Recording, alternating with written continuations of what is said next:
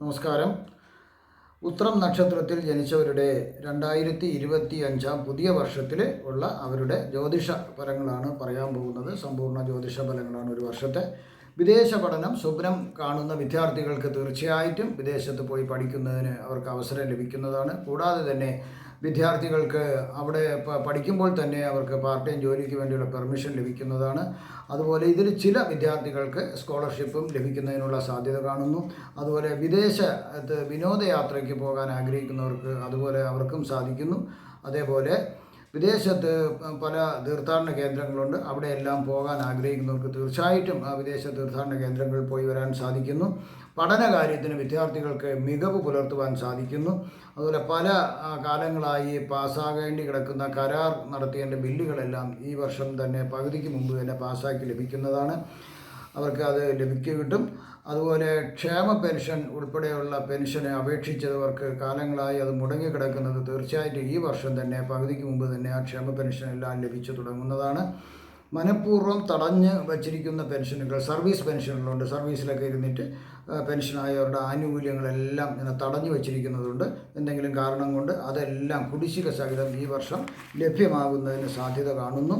അതുപോലെ പല രോഗങ്ങൾ മൂലം, പലതരത്തിലുള്ള രോഗങ്ങൾ മൂലം കഷ്ടത അനുഭവിക്കുന്നവർക്ക് തീർച്ചയായും അതിൽ നിന്നെല്ലാം ഈ വർഷം മോചനം ലഭിക്കുന്നതാണ്. ശത്രുക്കളാൽ പല രീതിയിലും ഉപദ്രവിക്കപ്പെട്ടുകൊണ്ടിരിക്കുന്ന ആൾക്കാർക്ക് ശത്രുക്കളുടെ ഉപദ്രവം ഈ വർഷം കുറഞ്ഞ് വരുന്നതാണ്. വിവാഹം കഴിക്കാൻ ആഗ്രഹിക്കുന്നവർക്ക് ഈ വർഷം വിവാഹം നടക്കുവാൻ സാധിക്കും. മക്കളില്ലാത്ത ദമ്പതിമാർക്ക് സന്താന ഭാഗ്യം ലഭിക്കുന്നതാണ്. സർക്കാർ കരാറുകൾ നിങ്ങൾക്ക് ലഭ്യമാകും. പുതിയതായിട്ടുള്ള കരാറുകൾ ഉണ്ടെങ്കിൽ നിങ്ങൾക്കത് ലഭ്യമാകേണ്ട സാധ്യതയുണ്ട്. സർക്കാർ ജോലി കാത്തിരിക്കുന്നവർക്കും ഈ വർഷം സർക്കാർ ജോലിയിൽ പ്രവേശിക്കുവാൻ സാധിക്കും. അതുപോലെ ദിവസകൂലി ഉള്ള കരാർ ജോലിക്കാരോ അല്ലാതെയോ ദിവസകൂലിക്ക് സർക്കാരിൽ നിന്നും ഒക്കെ ശമ്പളം വാങ്ങിക്കുന്ന ആൾക്കാർക്ക് അവരുടെ വേതനം പുതുക്കി ലഭിക്കുന്നതാണ് ഈ വർഷം മുതൽ. പിന്നെ വാക്കുകൾ മൃദുത്വത്തോടെ സംസാരിച്ചാൽ പല കാര്യങ്ങളും നമുക്ക് നേടിയെടുക്കാൻ സാധിക്കും. അവിടെ ദേഷ്യമൊന്നും ഒരു ഇതായി ഉണ്ടാവരുത്. ആത്മീയ കാര്യങ്ങളിൽ ഏർപ്പെട്ടിരിക്കുന്ന ആത്മീയ ആചാര്യന്മാർക്ക് അവരുടെ ചിന്തകൾക്കും പ്രവൃത്തികൾക്കും ഈ വർഷം ഗുണഫലങ്ങൾ തീർച്ചയായിട്ടും ലഭിക്കുന്നതാണ്. വൈദ്യശാസ്ത്ര രംഗത്തുള്ളവർക്കും ഈ വർഷം വേതനം കൂടുമെങ്കിലും അവർക്ക് ധാരാളം പൈസ കിട്ടുമെങ്കിലും കർമ്മരംഗത്ത് വിശ്രമമില്ലാതെ പണിയെടുക്കേണ്ടി വന്നേക്കാം. വ്യാപാരികൾക്കും വ്യവസായികൾക്കും ഏറെ ഗുണകരമായ സർക്കാർ പദ്ധതികൾ ഈ വർഷം ലഭ്യമായേക്കാം. ഒന്ന് ശ്രദ്ധിച്ചു കഴിഞ്ഞാൽ ഞാനീ പറയാൻ പോകുന്ന മോശഫലങ്ങളെ നിങ്ങൾക്ക് സ്വയം തന്നെ ഒഴിവാക്കാവുന്നതേ ഉള്ളൂ. അശ്രദ്ധ കാണിച്ചാൽ സർക്കാർ ഉദ്യോഗസ്ഥരും മറ്റ് സ്വകാര്യ മേഖലയിലെ ഉദ്യോഗസ്ഥരും ശിക്ഷാ നടപടികൾക്ക് വിധേയരാകുന്നതാണ്. കക്കൂലി വാങ്ങുക, മനഃപൂർവ്വം ജനങ്ങളെ ദ്രോഹിക്കുക, ഇവ ഒഴിവാക്കിയാൽ അത് നല്ലതായിരിക്കും. ഇൻഷുറൻസ് മേഖലയിൽ പ്രവർത്തിക്കുന്നവർക്ക് ഈ വർഷം പ്രതിസന്ധികളെ തരണം ചെയ്യേണ്ടതായി വന്നേക്കാം. ജനവിശ്വാസം നഷ്ടപ്പെടുവാനുള്ള സാധ്യത കാണുന്നു. ഇവർക്ക് ആവശ്യമില്ലാത്ത യാത്രകൾ കഴിയുന്നതും ഒഴിവാക്കുക. അത്യാവശ്യത്തിന് മാത്രം യാത്ര ചെയ്യുക. പൊതുപ്രവർത്തകരുടെ മോശം സമയമാണ് പൊതുപ്രവർത്തകർക്ക്, അത് സൂക്ഷിക്കുക. ഇൻകം ടാക്സ്, GST എന്നീ അധികാര സ്ഥാപനങ്ങളിൽ നിന്നും സമൻസ്, കണ്ടുകെട്ടൽ നടപടികൾ മുതലായവ വരുവാനുള്ള സാധ്യത കാണുന്നു. അത് ശ്രദ്ധിക്കുക.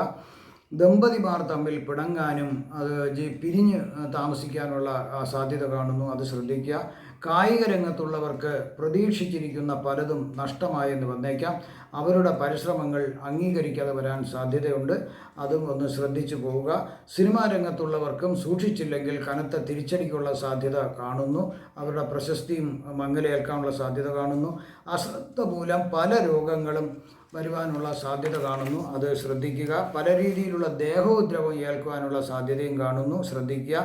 സർക്കാരിൽ നിന്നും കിട്ടേണ്ടിരുന്ന പല സാമ്പത്തിക ഗുണങ്ങളും ലഭിക്കുവാൻ സാധ്യത ഉള്ളത് ശത്രുക്കൾ ചേർന്ന് അതിനെ തടഞ്ഞു വയ്ക്കേണ്ട സാധ്യത കാണുന്നു. അതും രഹസ്യമായി നിങ്ങൾ കാര്യങ്ങളെല്ലാം സാധിച്ചെടുക്കുക. ശ്വാസകോശത്തെ ബാധിക്കുന്ന അണുബാധ വരുവാനുള്ള സാധ്യത കാണുന്നതിനാൽ നിങ്ങൾ അങ്ങനെ എന്തെങ്കിലും ഒരു ബുദ്ധിമുട്ടുണ്ടെങ്കിൽ വൈദ്യസഹായം തേടേണ്ടതാണ്. വാതരോഗം വരുവാനുള്ള സാധ്യത കാണുന്നു. അത് ശ്രദ്ധിക്കുക. ഒരു പരിധിവരെ ആപത്തുകൾ വരാതെ ശ്രദ്ധിച്ചാൽ ഗുണഫലങ്ങൾ മാത്രം അനുഭവിക്കാൻ നിങ്ങൾക്ക് യോഗം ഉണ്ടാകുന്നു. ശത്രു സംഹാര പൂജകൾ അത്യാവശ്യമാകുന്നു. മൃത്യുഞ്ജയ ഹോമവും നല്ലതാകുന്നു. ഈ നക്ഷത്രത്തിൻ്റെ മൃഗമായ ഒട്ടകത്തെ ഉപദ്രവിക്കരുത്. പക്ഷിയായ കാക്കയ്ക്ക് ഭക്ഷണം നൽകുക. ദേഹശുദ്ധി വരുത്തിയിട്ട് വേണം കാക്കയ്ക്ക് ഭക്ഷണം കൊടുക്കുവാൻ. ഇത്തി എന്ന വൃക്ഷത്തെ സംരക്ഷിക്കുകയോ അതിനെ കാണുമ്പോൾ വണങ്ങുകയോ ചെയ്യുക. പഞ്ചഭൂതങ്ങളിൽ ഒരു ഭൂതമായ അഗ്നിയെ അല്ലെങ്കിൽ അഗ്നിദേവനെ നിങ്ങൾ വന്ദിക്കുക. ഇഷ്ടദൈവമായ ശ്രീ ധർമ്മശാസ്താവിനെ ആരാധിക്കുക. അയ്യപ്പ ക്ഷേത്രങ്ങളിൽ ദർശനം നടത്തുക. ഈ നക്ഷത്രം, അതായത് ഉത്ര നക്ഷത്രവും ഞായറാഴ്ച ദിവസവും വരുന്ന ദിവസങ്ങളിൽ നിങ്ങൾ ക്ഷേത്ര ദർശനം നടത്തിയിരുന്നാൽ വളരെ നല്ലതാണ്. നിങ്ങൾക്ക് ഈ പുതുവർഷത്തിൽ എല്ലാവിധ ആയുസ്, ആരോഗ്യ, സൗഭാഗ്യങ്ങളും ഐശ്വര്യങ്ങളും ഭഗവാൻ നിങ്ങൾക്ക് നൽകുമാറാകട്ടെ എന്ന് ഞാൻ പ്രാർത്ഥിക്കുന്നു. ഇവിടെ പ്രവചിച്ചത് സാമാന്യ ഫലങ്ങൾ മാത്രമാണ്. 100% കൃത്യതയോടെയുള്ള ഫലങ്ങൾക്ക് ജാതക പരിശോധന ആവശ്യമായി വരുന്നു. നിങ്ങൾക്കുള്ള വാസ്തുപരമായതോ പൂജാപരമായതോ ജ്യോതിഷപരമായതോ അല്ലെങ്കിൽ രത്നധാരണത്തിനോ രുദ്രാക്ഷധാരണത്തിനുള്ള സംശയങ്ങൾ മാറുന്നതിന് എൻ്റെ ഫോൺ നമ്പറിലോ വാട്സപ്പിലോ ബന്ധപ്പെടുക. തീർച്ചയായിട്ടും എനിക്കറിയാവുന്ന രീതിയിൽ നിങ്ങൾക്ക് ഉത്തരം ഞാൻ നൽകുന്നതാണ്. നന്ദി, നമസ്കാരം.